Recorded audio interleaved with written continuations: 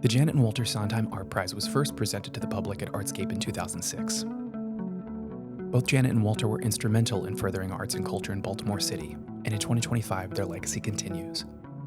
This year's panel of accomplished jurors have selected 5 finalists: Aliana Grace Bailey, Amanda Lee Burnham, Lillian Jacobson, Jacob Mayberry, and Wanshu Reel, to exhibit their work at the Walters Art Museum. The journey begins with a call.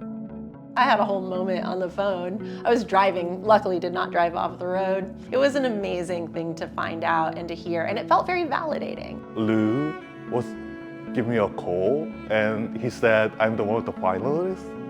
I just couldn't believe it at all. The opportunity to apply for something that I know is so prestigious and Baltimore-based, it's really that hyper-local focus.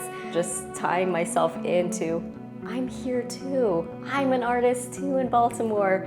That was my main goal. I believe it's a good opportunity to, one, show my work at the Walters Art Museum, but also for better sustainability for my art practice. It wasn't real to me until I met with the people of the Walters and they were helping me figure out what to do with this space. Am I gonna stand in the museum and spit poems all day? Am I the art? Do I live at the Walters now? The Walters and the BOPA team are just like cheerleaders helping you along this journey. I think the first question was, what do you envision for this? And I said, this is what I want to do, and here's what I see. And they said, cool, let's do that. I really appreciate it. Even the installation process was kind of fully support my vision, my idea to convey. Once we got into the Walters, it really was me working with a team to execute my vision. I want to make a space where people in my portraits are bringing their full selves. All of my work has some type of connection to ancestral healing. It feels really special to my art practice because it's not very often that I'm able to show a large body of my work at that scale. When I make installation work, that's it, I'm making it there. A lot has been thought about, but at the end of the day, I have to go into the space and I have to make the thing. Sort of these totemic women who are folding, you know, in light of obstacles, but who are contending with them. I want to show people that there are other avenues. And that's what the Sondheim is allowing me to do. It's allowing me to show people that like poetry can exist in spaces that nobody thought of. What do you mean poetry's gonna be at a museum? And that's what I want for us. That's what I want for us. The sugar banana and the water in the Ziploc bag, that's usually not exhibited in the museum space.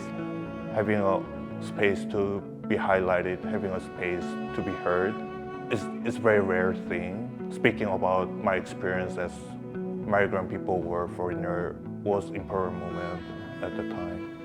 To hear people that are just coming to it cold have a response it's everything. Someone was like, what would you do with the money? I was like, I don't know. Try to like see how my art functions outside of oppression for once. And the opportunity to win $30,000 with some poems, I have to take it. So it has the potential to change everything for me. I think it's really important to have transparent conversations about money.